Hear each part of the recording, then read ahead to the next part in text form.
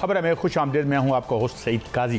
कुछ खबरें और फिर हम अपने मौजूद मेहमानों की तरफ बढ़ेंगे। इलेक्शन एक्ट तरमीमी बिल पीटीआई को क्या मखसूस नशिस्तें मिल सकेंगी? आज ये बिल कौमी असम्बली से पास हो गया, अभी सेनेट में जाएगा। सुप्रीम कोर्ट का अगर हुक्म ना माना गया तो इसकी क्या फॉल आउट होगी? हमारे साथ लॉ एक्सपर्ट्स होंगे, उनसे हम रहनुमाई हासिल करेंगे। उधर बांग्लादेश में हालात बिगाड़ की तरफ जा रहे हैं और कल ही हमने अर्ज़ किया था और उनका जो अलामिया था उसका एक हमने पैराग्राफ सुनाया था कि उन्होंने कहा कि हम गवर्नमेंट अपनी मर्जी की है, स्टूडेंट्स और जो सिटीज़न जो एक अलायंस था जिन्होंने ये एक इनकलाब जैसी सिचुएशन पैदा कर दी, उनकी मर्जी से आएगी हुकूमत। तो उधर कभी जो है अभी कोई वॉलेटिलिटी है, हालात दुरुस्त होते नज़र नहीं आते। Last but not the least, आज हमारे जो वजीर तवानाई है उन्होंने बताया कि 2016 में 3 रुपए का जो यूनिट था आजकल वो हम 285 का खरीदते हैं। इसे हम खुशखबरी समझें, इतला समझें या क्या समझें, इस पर डिटेल से बात करेंगे। इस पर हमारे पास आज बहुत से फैक्ट्स हैं, फिगर हैं। मगर पहला सेगमेंट हमारे साथ है जनाब आबद ज़ुबैरी साहब, किसी तारफ़ नहीं, हमारे साबिक़ सुप्रीम बार के प्रेसिडेंट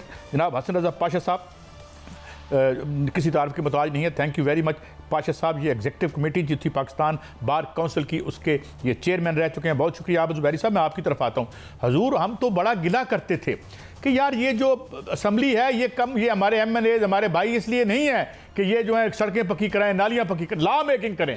तो अब इन्होंने लॉ मेकिंग कर दी आपके सामने मुल्क के वसी और अरीज मफाद में। इसे आप क्या देखते हैं? इसकी फॉल आउट क्या होगी? सुप्रीम कोर्ट इसे कैसे देखेगी? और ये बेसिकली तो यूं ही लगता है कि जो फैसला है 11-2 का या 8-5 का, उसको शायद उसमें रुकावट डालने की काविश है, खुदा न खास्ता। आबद ज़ुबैरी साहब।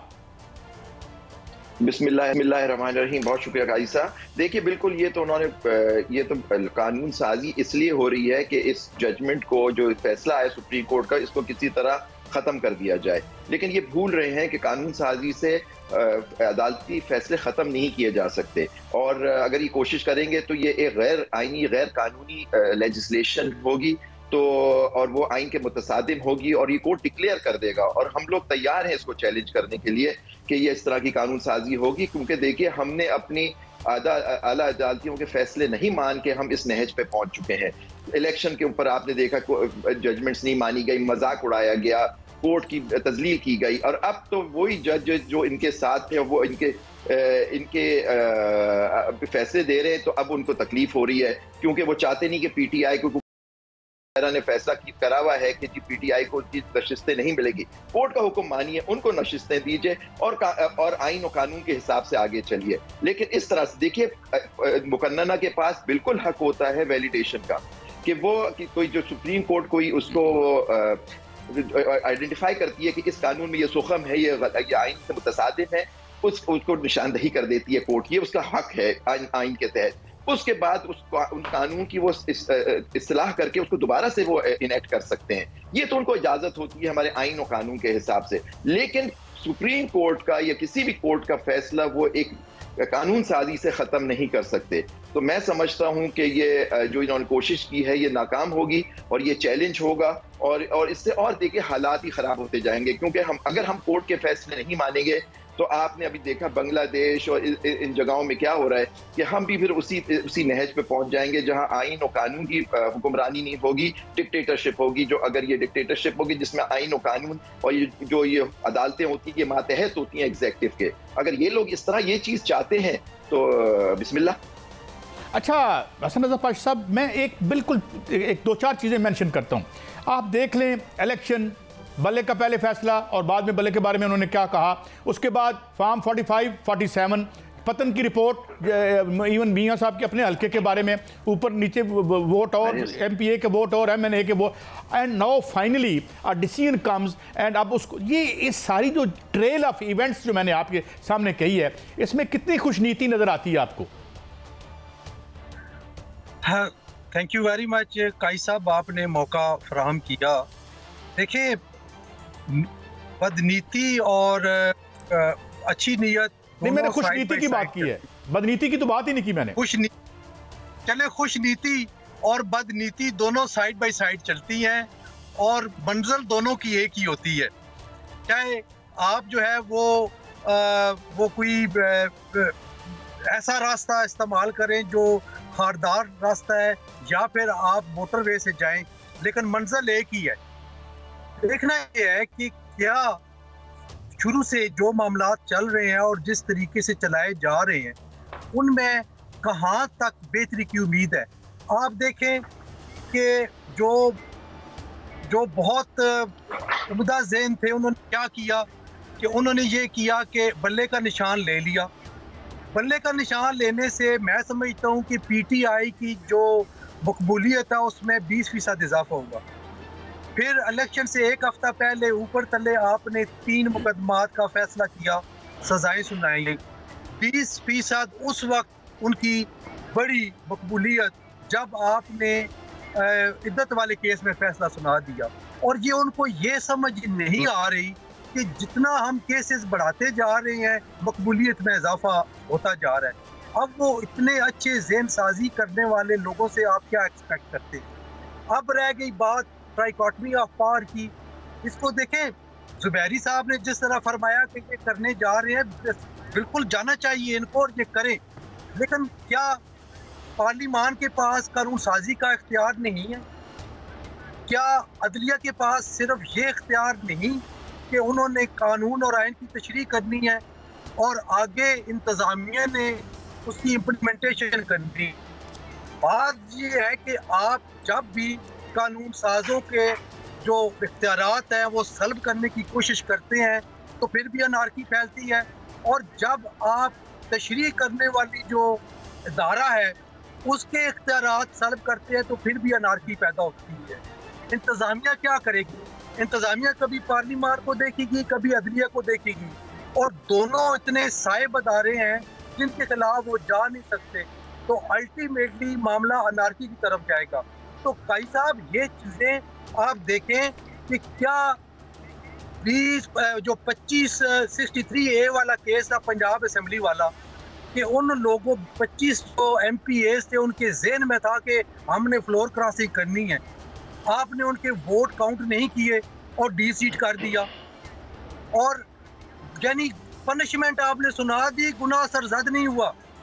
क्या री राइटिंग ऑफ कॉन्स्टिट्यूशन नहीं हुई? अब दूसरी तरफ आए आज के केस में, क्या ये फैसला री राइटिंग ऑफ द कॉन्स्टिट्यूशन नहीं है? अखलाकियात के हवाले से देखा जाए तो ये सीट पीटीआई की बनती हैं, लेकिन कानून और आइन के तनाजुर में देखा जाए तो फिर सुन्नी इत्तेहाद कौंसिल जो कि फरीक था उसको क्यों नहीं दी गई, पीटीआई को क्यों दी गई, जो कि ना तो पटिशनर था और एंड तक स्टार्ट से लेके यानी इलेक्शन कमीशन ऑफ पाकिस्तान से लेके up to the Supreme Court of Pakistan PTI कभी वो पटिशनर ही नहीं बनी। तो ये सारी चीज़ें देखना पड़ेगा। मैं समझता हूँ बतौर स्टूडेंट ऑफ लॉ कि ये दोनों फैसले सुप्रीम कोर्ट ऑफ पाकिस्तान के जो 63A का पंजाब असेंबली का फैसला है और ये जो अब फैसला है, ये दोनों री राइट ऑफ कॉन्स्टिट्यूशन के जुमरे में आते हैं।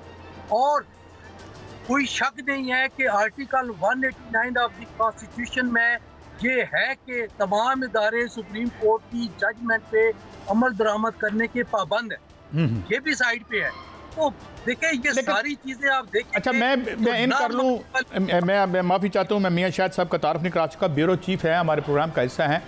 मियाँ शाहिद साहब, आप भी सवाल पूछ सकते हैं, मगर मैं एक सवाल पाशा साहब से पूछ के फिर जुबैरी साहब आप इसके बाद कीजिएगा सवाल।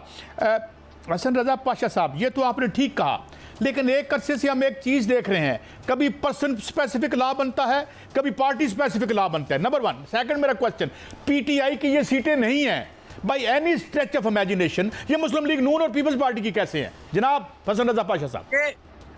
काई साहब, लाउड एंड क्लियर बात कर रहा हूँ कि ये कोई लूट का माल नहीं है, माले गनीमत नहीं है।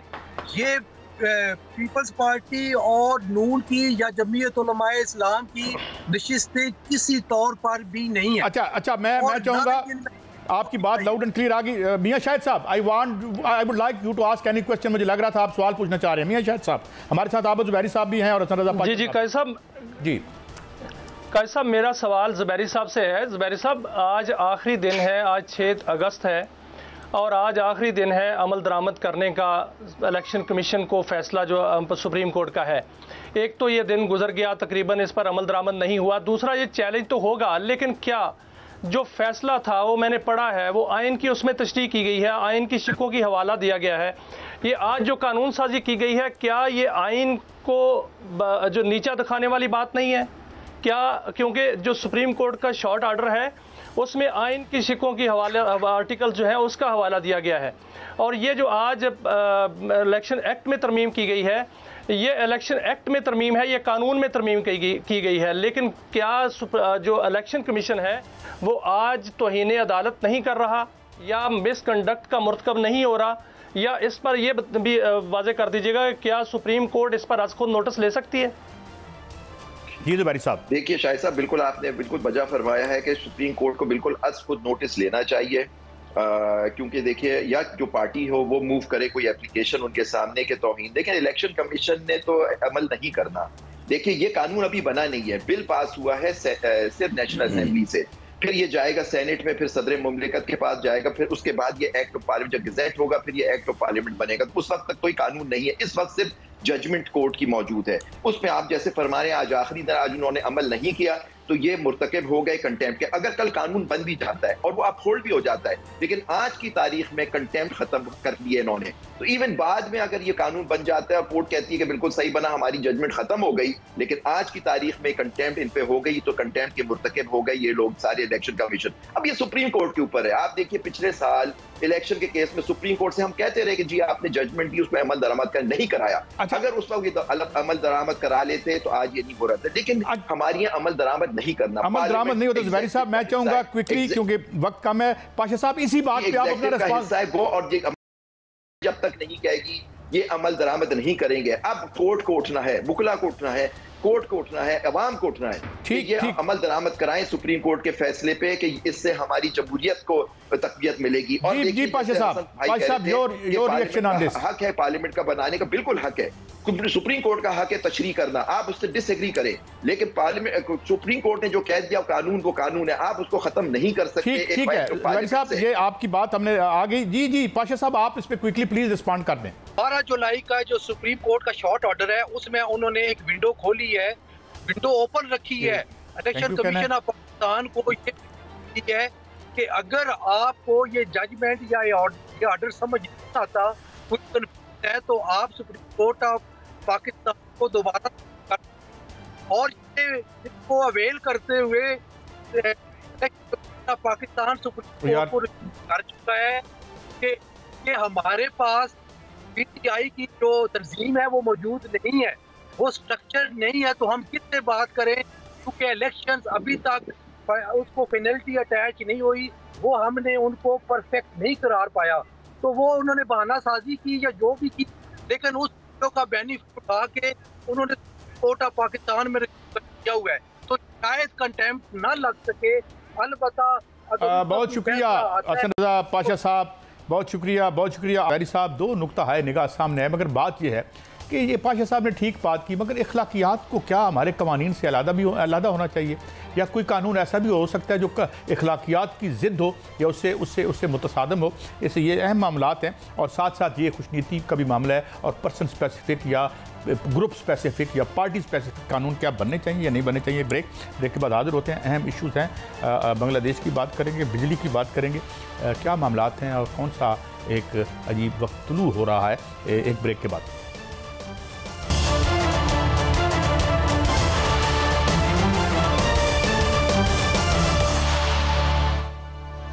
Welcome back. हमारे साथ मौजूद हैं जनरल रिटायर्ड गुलाम मुस्तफ़ा साहब। Thank you very much for your patience. जल साहब ये जो एकदम से तूफ़ान उठता हमें नज़र आता है, जिसने एक हसीना वाजिद की जो मैं डिक्टेटरशिप ही कहूँगा जमहूरियत के गाब में उखाड़ के फेंक दिया, ये अब किधर जाती नज़र आ रही है? क्योंकि वो जो नौजवान और वो जो वर्किंग क्लास के लोग हैं उनके मुतालबात बढ़ते चले जा रहे हैं। How do you see it unfolding in coming days general साहब? में थोड़ा सा पीछे जाना पड़ेगा कि ये जो जिसको आज हम बांग्लादेश कह रहे हैं, कभी ईस्ट पाकिस्तान था, जो ईस्ट बंगाल कहलाता कि ज़माने में, ये लोग कौन थे ये? और क्योंकि हम ज़्यादा तारीख से ज़्यादा हमारी दिलचस्पी नहीं रहती, मुझे बदकिस्मती या खुशकिस्मती कह लीजिए कि क्योंकि रहा भी हूँ, कैदी भी रहा हूँ इस सिलसिले में 71 में, तो थोड़ा सा शगफ था इसका। ये वो डाउन कास्ट हिंदूज थे जो लो क्लास के, जिनको टोटली सबज्यूड थे बिल्कुल। ये इस्लाम आमतौर पे कहते हैं खिलजी लेकर आए, लेकिन ये मैंने अपनी तहकीक की है कि 7वीं सदी हिजरी में अफगान पहुंचे वहाँ पे तो मुसलमान हुए। उनको ख्याल आया कि इन्होंने अपने आप को किसी तरीके से हिंदू इस्लामार के सामने खड़ा होना है। आपको याद होगा कि पहले इनके प्रेशर से बंगाल डिवाइड हुआ, फिर हिंदुओं के दोबारा प्रेशर पड़ा अंग्रेजों ने तो बंगाल उन्होंने फिर इकट्ठा कर दिया। और अब जब ये बंगाल डिवाइड हुआ तो एक उनके जो फौजी अफसर हैं, सीनियर अफसर थे, उनके मुताबिक उन्होंने इसको परमानेंट करने के लिए पाकिस्तान का साथ दिया, क्योंकि उनका ख्याल ये था कि एक दफ़ा मशरक़ी पाकिस्तान एज ए एंटिटी तस्लीम कर लिया जाए तो उसके बाद फिर वो बाकी मामला खुद संभाल लेंगे। तो अब वो हकीकत है उनके सामने। दूसरी चीज़ वहाँ पे जो मेरा अपना मुशाहिदा ये है कि वो ये यूनिवर्सिटी के तलबा हैं जो जिससे आपने कहा मिडिल क्लास के लोग हैं, वो आमतौर पे लॉ अबाइडिंग हैं और जनरली राइटिस्ट थॉट है उन लोगों का। और दूसरा उनके जहन में हमें आमतौर पे ख्याल था कि वो पाकिस्तान से अलहदा होने के बाद शायद वो पूरे हिंदुस्तान के साथ मिल जाएंगे। उनको इस बात का उस वक्त सही एहसास था इमीडिएटली आफ्टर 71 जो 16 दिसंबर के बाद कि उनके ऊपर एक और किस्म की ताकत मुसल्लत हो गई है और भारत के मुतालबात से बढ़ते जा रहे थे। तीसरी चीज़ जो हम आमतौर पे इसमें अंदाज कर रहे हैं कि चीन का असर रसूख वहाँ पे बढ़ रहा है और अमेरिका वो ये नहीं चाहता कि वहाँ पर इस तरीके से इसी पैक पाकिस्तान ने बना है कि खलीज बंगाल में डायरेक्ट एक्सेस मिल जाए चीन को। अगर आप नक्शा देखें तो फिर जो ऊपर जो बड़ा डैम बना रहे हैं जिससे चीन को फ़ायदा है, भारत को, इसको बांग्लादेश को फ़ायदा होगा, वो भी एक से कड़ी है। इन सब अनासर को देख के आप देखिए कि उन्होंने खड़े हुए हैं और मगरबी जो वेस्टर्न जो थॉट प्रोसेस था उसको उन्होंने एक तरफ करके रख दिया। उन्होंने ये जो राइटेस्ट एलिमेंट्स हैं इनके, जिनको हम मजहबी लोग कह लीजिए, इस्लाम पसंद लोग कह लीजिए, जिस तरीके से उनके साथ ज्यादती की हसीना वाजिद ने, जिस तरीके से उनको फांसियों पर लटकाया मारा, वो भी एक फैक्टर था। फिर बाकी बढ़ती हुई गुर्बत वहाँ पे वो एक बहुत बड़ा फैक्टर है। और तीसरा जब ये उनको ये मौका मिला कोटा सिस्टम का तो खड़े हो गए हैं। अब उनकी जो डिमांड्स हैं, अगर ख्याल ये है कि जो इस वक्त आर्मी चीफ ने जो टेक ओवर किया है कि वो अपने जिस तरीके से पुराने ज़ियाउर रहमान साहब ने किया था, जनरल शाद ने किया था कि अपने टेनर को प्रोलॉन्ग कर सकते हैं, तो शायद अब ये मुमकिन नहीं रहा उनके लिए। वो इसको कभी ये जो इस वक्त अपराइजिंग है वो इसको कभी कबूल नहीं करेंगे। मतलब ये हुआ कि वहाँ पर अब डॉक्टर साहब क्या जनरल साहब क्या वहाँ पर अमन होता हुआ नज़र आ रहा है? क्योंकि इस वक्त तो फौजी हुकूमत है वहाँ पर और अबूरी हुकूमत की बातें हो रही हैं। दूसरी जानब आपने फरमाया कि चीन जो है वो उनकी बढ़ती हुई वहाँ पर असर रसूख है, लेकिन अमेरिका ने तो हसीना वाजिद का जो है पासपोर्ट मनसूख कर दिया है। तो ये एक मल्टी नेशनल जो है वो मामला जो वहाँ पर नज़र आ रहे हैं और इस को हालात को किस तरफ जाते हुए नज़र आ रहा है सर? देखिए वहाँ पे अमन आने में टाइम लगेगा। वो अभी अमन जल्दी आएगा नहीं वहाँ पे जब तक एक ऐसी क़यादत सामने नहीं आ जाती जिसको आम तौर पर अवाम में मकबूलियत हासिल है, तो वो अमन ला सकती है। वरना अब फौज के शायद बस में नहीं रहेगा ये काम करना वहाँ पर भी। इसलिए ये जो दूसरे नासर जिनका आपने जिक्र किया, मैं भी ये इस बारे में सोचता रहता हूँ, तो वो नासर ये नहीं चाहते कि बांग्लादेश इसी के सेटल हो जाए कि वो उनके तसल्लुत से बाहर निकल जाए, चाहे वो अमेरिका है चाहे वो चीन है। तो ये जो दो एक सुपर पावर ऑलरेडी है, दूसरी उभरती हुई नज़र आ रही है आपको, तो इनका जो आपस में एक कंपटीशन कह लीजिए, और साथ भारत को जो जख्म पहुंची है, भारत को बहुत ज़्यादा जख्म पहुंची इस चीज़ से, तो वो शायद बांग्लादेश को अब इस तरीके सेटल नहीं होने देंगे जिस तरह उन्होंने गुज़श्ता 1-2 दहाई से उन्हें सेटल बांग्लादेश देखा है उन्होंने। जी जल साहब एक बात बड़ी खुल के सामने आई और राइट लेफ्ट सेंटर सब ये बात कर रहे हैं कि एक और जो बहुत बड़ा इशू था वो डिस्ट्रीब्यूशन ऑफ वेल्थ था। 6% ग्रोथ रेट के बावजूद 1-2% एलीट ने कैप्चर कर लिया है और वो रोटी मांग रहे हैं। इससे पहले टेक्सटाइल वर्कर्स भी बाहर आए गोलियां खा के, वो भी बेचारे। तो ये इस फैक्टर को आप कैसे प्ले आउट होता देख रहे हैं? डेफिनेटली अंडरलाइंग फैक्टर तो उनकी जो मैंने इसलिए तारीख का जिक्र किया था कि ऑलरेडी उन्होंने, उनके बड़ों ने, उनके बुजुर्गों ने जो है ना बहुत बड़ी सब्जुगेशन देखी हुई है हिंदुओं के तहत, हिंदू राज के तहत, और आहिस्ता आहिस्ता बाद में उनको पाकिस्तान से भी यही गिला था कि वो उनकी दौलत उनको नहीं दे रहे। अब वो जब उन्होंने इस तरीके से अपने आप को पहले बंगाल में अलहदा किया, फिर अभी पाकिस्तान से अलहदा हुए, अब वो किसी किसे बर्दाश्त करेंगे कि 1% 2% एलीट वहाँ पर जो है वो अपने आप को एक मुसलत करके बैठ जाए। जो डिस्ट्रीब्यूशन ऑफ वेल्थ है that has become an issue, जहाँ पर भी आपने मार्केट इकोनॉमी को, सो कॉल्ड डेमोक्रेसी को इस तरीके से खुल खेलने का मौका दिया है। तो हसीना वाजिद चूंकि वहाँ पे एक सरपरस्त थी और लगातार वो बैठी हुई थी वहाँ पे, उसका तो यही था कि जो लोग उसके साथ हैं उनको किसी न किसी फैसिलिटेट करे और पैसे बनाए। तो वहाँ पर भी एक करप्शन का बहुत बड़ा मसला है, वहाँ पर भी पैसा चंद खानदानों में, चंद लोगों के हाथों में है। तो आम को तो तकलीफ है वहाँ पर, और वो इस तकलीफ का इज़हार आपने देख लिया अभी सामने आया। जल साहब, एक और भी बात लोग कर रहे हैं, ये सिलसिला आपने श्रीलंका में देखा, केनिया में देखा। डू यू थिंक कि ये जो सिस्टम है एलीट कैप्चर का, ये it might travel to some other countries as well, या बाकी सब लोगों के इंडिजिनस हालात हैं और मुख्तलिफ हैं? देखिए, अगर आप, मैं देखिए, I am very clearly talking about Pakistan now, अगर आप उसे रेफरेंस दे रहे हैं पाकिस्तान के हालात, जहाँ तक वेल्थ डिस्ट्रीब्यूशन है उसका कोई बांग्लादेश या किसी और इस तरह से मुख्तलिफ नहीं है। यहाँ पर भी एक एलीट कैप्चर है, और इस तरीके से है कि आप अभी जो IPPs का शोर देख रहे हैं, ये ऐसे शोर तो नहीं उठा ना। आपने शायद पिछला प्रोग्राम जो आपने जो बिजली के बारे में बातचीत कर रहे हैं, बिजली जितनी महंगी हो गई है पाकिस्तान में, ये तो आम आदमी के अफोर्डेबल नहीं है। उसके लिए आप बिजनेस कैसे करेंगे, इससे आप एग्रीकल्चर कैसे चलाएंगे, आप टेक्सटाइल कैसे चलाएंगे, आपकी नई इंडस्ट्री कैसे चलेगी, इन्वेस्टमेंट बाहर से आएगी कैसे इसको, जब इसका मसला हल नहीं करेंगे। तो जब ये सारी अनासर इकट्ठे होंगे, और महंगाई का आलम एक और है, रोज के हिसाब से कीमतें बढ़ रही हैं, उस तरफ कोई ध्यान नहीं है। हुकूमतें आपकी इन्फेक्टिव हैं, उनका अवाम के साथ कोई ताल्लुक ही नहीं है, वो अपने यशियों में मसरूफ है उस मिसरे में। तो फिर ये पाकिस्तान में अगर ये होगा तो शायद इतना बड़ा हमारे लिए अचंभा नहीं होना चाहिए। अच्छा जनरल साहब, यहाँ कोई एहसास आपको रूलिंग एलीट में नज़र आता है? आज हम जो है वो लॉ कर रहे हैं, हमें वो फैसला पसंद नहीं है, हमें वो पार्टी पसंद नहीं है, हम ऐसी चीज़ों में लगे हुए हैं जो कि मेरे लिए तो समझता है वक्त का ज़िया ही है। Do you see any realization on the part of those who matter कि जनाब इसको ठीक करें, ये गलत तरफ जा रहे हैं? Absolutely not. आपको क्या नज़र आ रहा है इसमें? मतलब जब प्राइम मिनिस्टर बात ये करता है जी कि आप बिजली के को एक सियासी इशू ना बनाए इसको अपनी, आप कैसे कह सकते सियासी इशू नहीं है ये? जो पॉलिटिकल इकोनॉमी की समझ ही नहीं है हमारे वज़ीर आज़म साहब को या उनके जो बाकी लोग हैं। आप बलूचिस्तान में भी देख रहे हैं, हुकूमत बैठी है कोयटा में या कराची में या इस्लामाबाद में, वहाँ पे लोग बाहर निकले हैं, उनका वजह कोई भी हो, आप उनको जो मर्जी कह लें, लेकिन अवाम के साथ मिल के, अवाम को साथ लेके चलने का तो कोई यहाँ पे शायद रवाजी ख़त्म हो गया है। फेडरल गवर्नमेंट तो इस सिलसिले में शायद कुछ कर ही नहीं रही।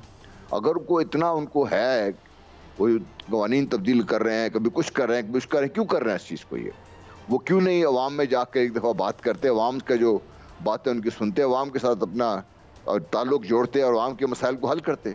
वो तो कोई बात हो नहीं रही इस तरफ कोई भी। जनरल साहब, अवाम तो कह रही है कि बिजली के रेट कम करें, IPPs के मुआहदे खोलें, कैपेसिटी पेमेंट जो है वो ख़त्म करें। रावलपिंडी में अवाम तो बैठी हुई है, लेकिन वज़ीर आज़म कह रहे हैं कि अगर पावर सेक्टर ठीक ना हुआ तो नैया डूब जाएगी।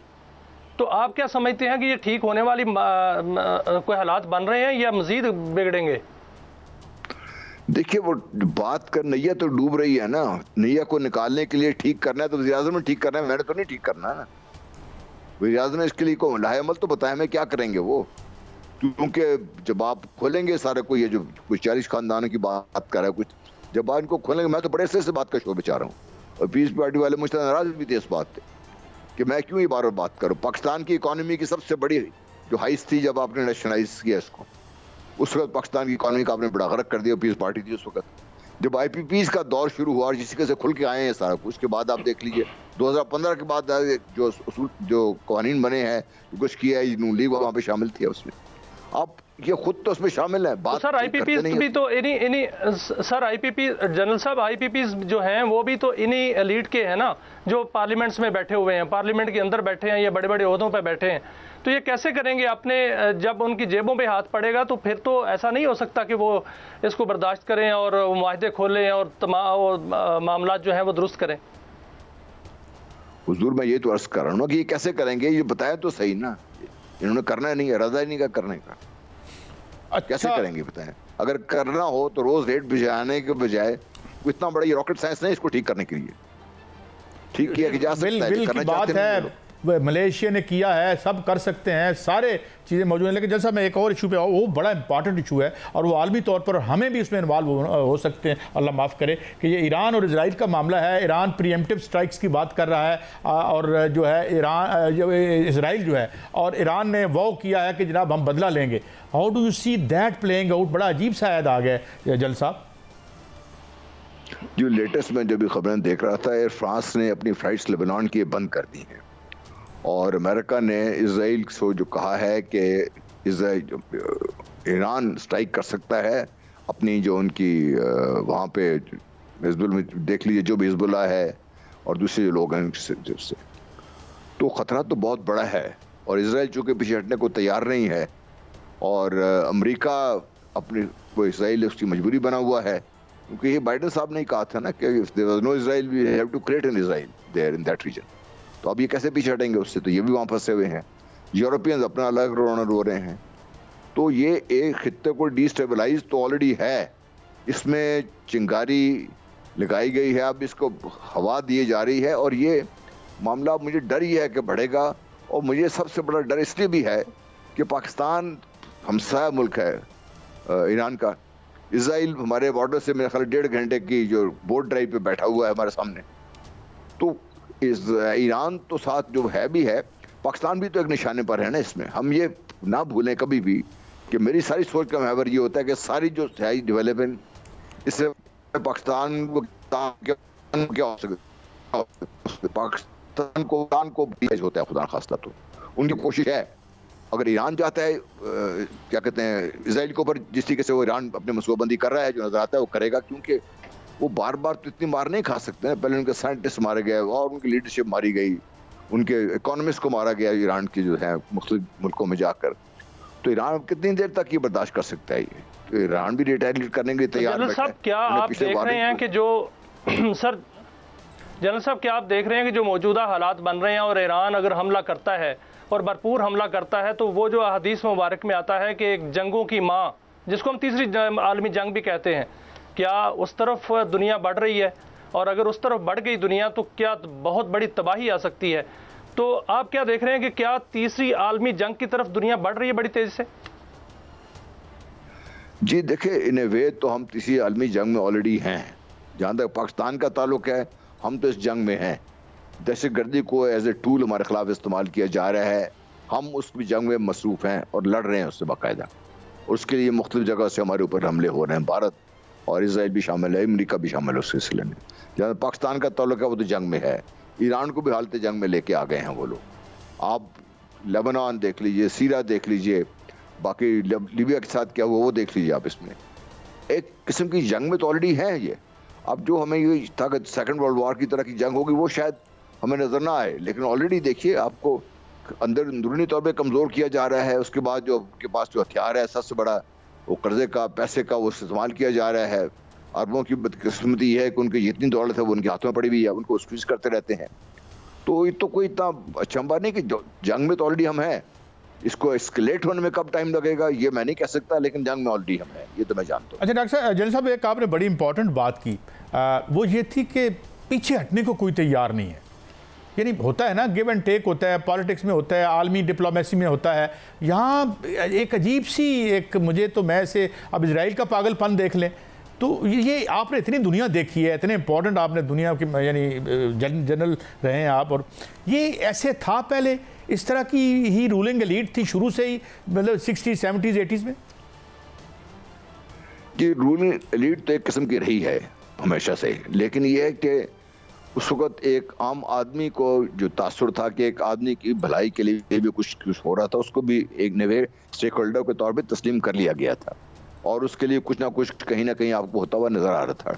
मगरबी दुनिया ने समझ लिया था, उन्होंने एक मिनिमम लेवल ऑफ अफ्लुएंस जो थी या कह दीजिए प्रॉस्पेरिटी, वो आम लेवल तक रखी उस पर। बाकी दुनिया इस पर अमल नहीं कर सकी उसमें। और दूसरी बात यह है कि हम हर बंदा भी अपने आप को, जो हमने अपने आप को जिस किसी जब से ये बाइपोलर वर्ल्ड ख़त्म हुई है और ये अमेरिका उठा है एज ए पावर और अमेरिका को अपनी ताकत जाती हुई नज़र आ रही है, तो वो तो कभी किसी चीज़ को सेटल होने देंगे नहीं, क्योंकि अमेरिका अभी उनके जो न्यू कॉन्स हैं उनके फिर बात यही कर रहे हैं कि we have to strike back, we have to push back चीन के खिलाफ है, रूस के खिलाफ है, बाकी हर जगह के खिलाफ है। तो ये पीछे हटने का तैयार नहीं है। बहुत शुक्रिया जनरल रिटायर्ड गुलाम मुस्तफ़ा साहब ने बड़े एक वजाहत और सराहत से जो है रोशनी डाली दोनों इश्यूज़ पर। ब्रेक है, ब्रेक के बाद हाज़िर होते हैं। हमारे साथ मियां शाहिद साहब भी मौजूद हैं और डॉक्टर तैमूर रहमान हमारे साथ होंगे इन दोनों इश्यूज़ पर, उनसे भी हम रहनुमाई लेने की कोशिश करेंगे। हमारे साथ रहिए।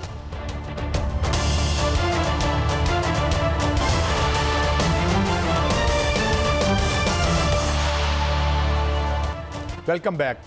नाज़रीन, हम आज दो बातें और दो इश्यूज़ इसमें डिस्कस करेंगे इस सेगमेंट में। हमारे साथ डॉक्टर तैमूर रहमान हैं।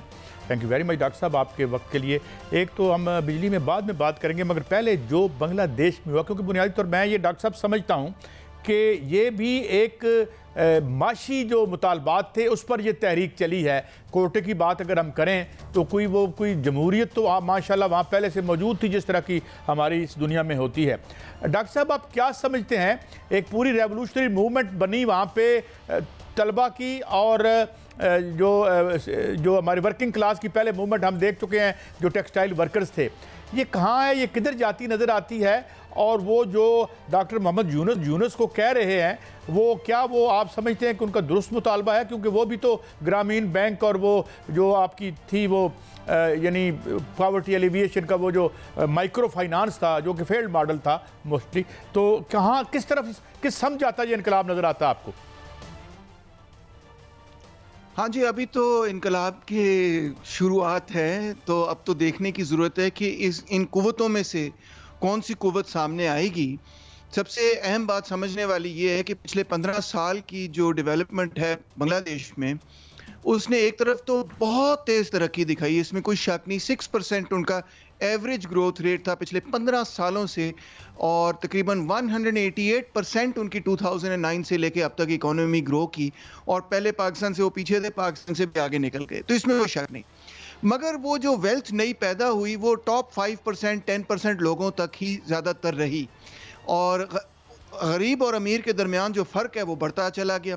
और जो अमीर तबका है उसने पॉलिटिकल मशीन कैप्चर कर ली, एक किस्म का एलीट कैप्चर था, और लोग जो थे वो नौकरियों के लिए भी तरस रहे थे, और इसके साथ साथ जो फूड इन्फ्लेशन हो रही थी वो भी बड़ी तेज़ थी, ख़ासतौर पे राइस में, ऑयल की चीज़ों में, इस तरह की बुनियादी अशिया में, जिसकी वजह से वो चिंगारी लगी इस कोटा के मामले पर कि जी कोटा से रिमूव कर दिए जाएं जो 30% शहीदों की फैमिलीज़ के लिए रखे हुए थे।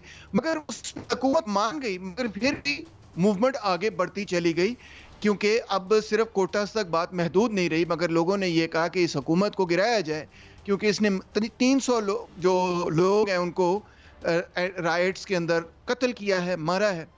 अब जो पूरा neo liberal model Sheikh Hasina ने और अवामी लीग ने पिछले 15 सालों में प्रमोट किया, उस पर एक सवालिया निशान है। मोहम्मद यूनुस साहब को जो बुलाया जा रहा है, जो ग्रामीण बैंक के फाउंडर भी हैं, ये पूरा मॉडल ही ये है कि जो गरीब है उसी की जिम्मेदारी है कि वो गुर्बत से बाहर निकले। रियासत की, समाज की कोई जिम्मेदारी नहीं कि वो एज अ होल पॉवर्टी को देखे। तो लिहाजा माइक्रो फाइनेंसिंग यही मॉडल था, एक नियो लिबरल मॉडल था कि रियासत आपको जो चीज़ें प्रोवाइड नहीं कर सकी, ये लें, आप कर्जा लें और आप खुद अपनी मदद के तहत उसको पूरा करें। मगर ये मॉडल फेल हो गया, क्योंकि अक्सर इसमें देखने को ये मिला कि पहले लोग ग्रामीण बैंक से कर्जा लेते थे, फिर उस कर्जे को अदा करने के लिए किसी और जगह से जाके माइक्रो क्रेडिट लेके उस कर्जे को अदा करते थे। अच्छा डॉक्टर साहब, मैं थोड़ी सी इंटरजेक्ट कर रहा हूँ। बिल्कुल आपने ठीक कहा, यहाँ पे 22-23-30% कंपाउंड जो है वो इंटरेस्ट हो गया था, और लोगों के फ्रिज और टीवी भी उठा के ले जाते थे, ये जो माइक्रो फाइनेंस। डॉक्टर साहब क्योंकि वक्त कम है, एक और चीज़ मैं आपसे, आज मैं देख रहा था डॉक्टर फ़ारूक सलीम का, मैं पहला सवाल आपसे ये है कि आज एक स्टेटमेंट आती है और में कहा जाता है कि जनाब ये फरमाएं कि ये जो बिजली के मामलात हैं इसमें हम बाहर से कंसल्टेंट लेके आएंगे, यानी गोया हम उन्हें मजीद डॉलर देंगे। अब मेरे पास बहुत से फिगर थे, मैं नहीं बताना चाहता कि हम कहीं पे 745 रुपये का यूनिट खरीद रहे हैं, कहीं पे हम जो है वो 170 रुपये का खरीद रहे हैं, कहीं पे हम 65 रुपये का यूनिट खरीद रहे हैं, और साफ़ सुथरी चोरी है, उसमें कोई चीज़ छुपी नहीं है। तो आप क्या समझते हैं कि यूँ लगता है कि ये PRO हैं उनके, या हमारे नुमाइंदे हैं, हमारे हुक्मरान? डॉक्टर साहब बिल्कुल उन्हीं के पीआरओ हैं। देखिए जी, पूरी दुनिया के अंदर ये जो सो कॉल्ड थिंक टैंक्स होते हैं ना, ये सारे बेसिकली नियो लिबरल्स कंट्रोल करते हैं। नियो लिबरल से मतलब वही है जो बांग्लादेश में भी आपने देखा नियो लिबरल मॉडल था, पाकिस्तान में भी यही है, आईपीपीज भी यही है। और इनकी एक बहुत बड़ी ख्वाहिश है कि एक तो ये कि वो चाहते हैं डिस्कोस की प्राइवेटाइजेशन हो जाए, जिस तरह कराची इलेक्ट्रिक है। दूसरा वो ये कहते हैं कि सिंगल बायर मॉडल ख़त्म कर दिया जाए। इसका मतलब ये होगा कि बजाय इसके कि हुकूमत आईपीपी से ख़रीद के फिर आगे कंज्यूमर्स को बिजली बेचे, जो अभी मॉडल है, वो ये कहते हैं कि हम खुद आईपीपी से बिजली खरीद लें। साफ तौर पे मियां मंशा की अपनी आईपीपी है, मंशा की ख्वाहिश होगी कि मैं अपनी आईपीपी से अपने लिए बिजली खरीद लूँ, मुझे क्या ज़रूरत पड़ी है कि मैं हुकूमत के थ्रू जाऊँ, मैं डिस्को के थ्रू जाऊँ। अब इससे क्या होगा, प्राइस डिस्क्रिमिनेशन होगी मार्केट। डॉक्टर साहब मेरा एक सवाल है, मैं हमारे साथ मियां शाहिद साहब है, हमारे ब्यूरो चीफ, आपसे सवाल करना चाह रहे हैं। जी मियां साहब। जरूर डॉक्टर साहब, अभी बहुत सी ऐसी मसाले हैं, बहुत से ऐसे आईपीपीज हैं जो कि बने और उन्होंने बल्क सप्लाई पर जो है वो बिजली देना शुरू कर दी, और जो मशीनरी लाई थी वो आईपीपीज के मोड पे लाए थे और उसमें उन्होंने ड्यूटीज़ भी नहीं दी, एग्जेम्प्ट हो गई उनकी ड्यूटीज़, और बाद में जो बिजली जो है वो अपने रेटों पे देना शुरू कर दी और अपने रेटों पे उन्होंने लेना शुरू कर दी। एक दूसरे घर में ही बिजली रही और कैपेसिटी जो है वो हुकूमत से लेते रहे। ये तो हो गया, लेकिन इसका हल क्या है? क्या कोई हल है? आज वज़ीर तवानाई ने तमाम तर दावे किए हैं और उन्होंने भी कहा है कि हमने ये किया, हमने प्लानिंग नहीं की थी, इसलिए हमने 3000 अरब रुपए की जो है कैपेसिटी पेमेंट दे दी। कोई हल है पावर सेक्टर का या इसी तरह रहेगा? सर, अगर जो आईपीपी पॉलिसी बनी हुई है ना, सबसे इंपॉर्टेंट बात यह है कि आपने 93 में एक बाकायदा पॉलिसी बनाई। अब जितनी आईपीपीज हैं पाकिस्तान में, चाहे वो चाइनीज हो या वो कोरियन हो या वो पाकिस्तानी हो, वो उस पॉलिसी के मुताबिक ही हैं। असल में वो पॉलिसी फ्रेमवर्क ही सारा गलत है कि सॉवरेन गारंटी किसी प्राइवेट बिजनेस को दी जाए कि हम आपसे इतने दाम पे इतनी चीज़ें लेंगे, चाहे हम इस्तेमाल करें या ना करें। एक्चुअली उस पॉलिसी को स्क्रैप करने की ज़रूरत है और जो ऑलरेडी मुआहदे हैं उनको रीनेगोशिएट करने की ज़रूरत है, जो पहले भी 3 दफ़ा हम रीनेगोशिएट कर चुके हैं। अभी वज़ीर आज़म साहब चीन भी जो गए हैं तो उनसे डेट की रीनेगोशिएशन के लिए गए हैं। ये पूरी आईपीपी पॉलिसी स्क्रैप होनी चाहिए। जो मौजूदा कॉन्ट्रैक्ट्स हैं इनको रीनेगोशिएट होना चाहिए, खासतौर पे जो पाकिस्तानी सर वो तो नहीं माने ना, चाइना माना है, और क्या ये आईपीपीज के मुआहदे नजरसानी अगर हो सकते हैं तो क्यों नहीं हो रहे? जी जी सर, उनको मनाने का तरीका आपको बताने लगा हूं, बड़ा आसान तरीका है, पहले भी हो चुका है 3 दफ़ा। वो ये है कि आप उनकी ऑडिट कराएं, जिस तरह सेनेट ने भी कहा है। आप उनकी ऑडिट कराएं कि जो बिलिंग कर रहे हैं वो ओवर बिलिंग कर रहे हैं, अंडर बिलिंग कर रहे हैं, टैक्सेस दे रहे हैं, नहीं दे रहे, एनवायरमेंटल लॉज के हिसाब से चल रहे हैं कि नहीं चल रहे। आपको पता चलेगा बहुत सारी वो वायलेशंस कर रहे हैं। जब वो वायलेशंस कर रहे हैं तो आप उनके ऊपर केस करें। जब आप उनके ऊपर केस करेंगे वो बार्गेनिंग टेबल पे आ जाएंगे, बैठ जाएंगे आपके सामने, ठीक है जी बताएं, कुछ ले दे करें, मामला हल करें। अच्छा डॉक्टर साहब, मैं एक सवाल आपसे ये करना चाहता हूं कि मेरे साथ एप्टमा के चेयरमैन थे, उसमें बताया गया है कि जो नेगोशिएटेड जो इन्होंने मशीनरी लगानी थी वो टेक्निकली जिस कैपेसिटी की लगानी थी वो लगाई नहीं है, वो तो पहले दिन से ही वायोलेट हो गए। और वो मुझे कह रहे थे कि जिस दिन खुले ये माफी मांग के भाग जाएंगे, जैसे मलाइशिया में भागे थे जब मुअत्तर ने खोले थे। डॉक्टर साहब जी बिल्कुल ऐसे ही है। आप देखें पहले भी तो इनका गालिबन 2018 या 19 में ऑडिट हुआ था और इन्होंने 40 बिलियन रुपीस की ओवर बिलिंग की थी पाकिस्तान गवर्नमेंट को, जिसके ऊपर बड़ा स्कैंडल बना था और फिर मजबूर किया गवर्नमेंट ने इनको कि रिनेगोशिएट करें। अच्छा, एक और दिलचस्प बात आपको बताऊं कि अगर हम अपनी डोमेस्टिक आईपीपी पॉलिसी चेंज कर लें तो चाइना ने हमें यह कहा है कि आप अपनी डोमेस्टिक पॉलिसी चेंज कर लें तो जितने चाइनीज आईपीपीज हैं हम आपकी डोमेस्टिक न्यू पॉलिसी पे ही चलने के लिए तैयार हैं। तो ये तो 70-80% मसला आपका हल हो सकता है इस तरह से। तो ये चीज करने की जरूरत है कि असल में उसको रीनेगोशिएट करें। हाँ जी जी मियां साहब बात करें। वैसे डॉक्टर साहब एक टास्क फोर्स बन चुकी है पावर सेक्टर की और टास्क फोर्स को 1 महीना दिया गया है। उन्होंने आईपीपीएस के माहदे भी खोलने हैं। उन्होंने ये भी देखना है कैपेसिटी पेमेंट जो है उसमें बदअमालियां जो की गई वो क्या थी। ये सारा कुछ तो आपको उम्मीद है कि अभी जो टास्क फोर्स है ये काम करेगी और आइंदा आने वाले दिनों में जो है वो टैरिफ कम होने वाला है। सर हमारे पास बड़े अच्छे वकील भी हैं और टेक्निकल एक्सपर्ट्स भी हैं, वो मसला नहीं है, टेक्निकल प्रॉब्लम नहीं है। बड़े आपको पता है बिजनेस में हर वक्त नेगोशिएशन रीनेगोशिएशन चलती है, कई कॉन्ट्रैक्ट बनते हैं, फिर उस पर दोबारा डिस्कशन होती है, मामूल की बात है, कोई एक्स्ट्रॉर्डिनरी बात नहीं है। और मैंने आपको बताया IPPs के साथ भी 3 दफ़ा हो चुका है। मसला ये नहीं है, मसला पॉलिटिकल विल का है, क्योंकि जो IPPs के पाकिस्तानी ओनर्स हैं सर, वो पाकिस्तान के सबसे ताकतवर सरमायादार भी हैं और असल में पॉलिटिकल एलीट कैप्चर उन्हीं के पास है। तो वो हुकूमत से ये काम नहीं करवाना चाहते, वो कहते हैं कोई और सोल्यूशन निकालें जिसमें हमारा मुनाफा और ये कॉन्ट्रैक्ट इसी तरह रहे, आप कहीं और से पैसे पूरे करें। अब वो कहीं और से पैसे कहाँ से पूरे होंगे? आपको और मुझे ही भरने पड़ेंगे और कोई। तो इस वजह से प्रॉब्लम पॉलिटिकल विल का है, बाकी टेक्निकल प्रॉब्लम्स को मैनेज करना तो कोई मसला नहीं है। डॉक्टर साहब, आप ये कह रहे हैं कि वो लोग जिनके पास सियासी ताकत है, उनके पास माशी ताकत भी है, और ये इसका जो मेल जोल है वो इस अवाम के खिलाफ ऐलान जंग लगता है। एग्जैक्टली जी, पॉलिटिकल पार्टीज को भी एक चीज आगे बढ़ाना चाहता हूं कि अब बांग्लादेश में जो कुछ हुआ है सर, जो बांग्लादेश में जो कुछ हुआ है, ये भी तो एक माशी नाहमवारी थी, एलीट कैप्चर था। तो यहाँ पर भी अगर ऐसा हो रहा है तो यहाँ पर खुदा न खास्ता कोई ऐसी सूरत हाल तो नहीं बन सकती? जी बिल्कुल बन सकती है, क्योंकि एलीट कैप्चर, आपने बिल्कुल सही एनालिसिस किया कि बांग्लादेश में भी एलीट कैप्चर के रिस्पांस में देखें ना इतनी बड़ी मूवमेंट बनी, और यहाँ पे भी अच्छा वहाँ पे फिर भी आप कह सकते हैं कि एलीट कैप्चर हुआ मगर चले को ग्रोथ तो हुई। यहाँ पे तो उलट मसला है, एलीट कैप्चर भी शदीद है और इकोनॉमिक स्टैग्नेशन उससे भी ज़्यादा शदीद है। तो यहाँ पे तो पाकिस्तान को इकोनॉमिक स्टैग्नेशन से निकालने के लिए इस एलीट कैप्चर को तोड़ना, जिसमें IPPs सबसे बड़ी कड़ी है, सबसे बड़ा लूप होल इकोनॉमी के अंदर जो चीज़ रोक रही पाकिस्तान की ग्रोथ को, वो IPPs है। ये एक मसला आप हल कर दें एलीट कैप्चर वाला, कई और मसले आपके खुद ब खुद हल होने शुरू हो जाएंगे। तो यहाँ पे भी IPPs के एलीट कैप्चर को सबसे पहले तोड़ने की ज़रूरत है। डॉक्टर साहब, आपका बहुत शुक्रिया, आपने हमें वक्त दिया।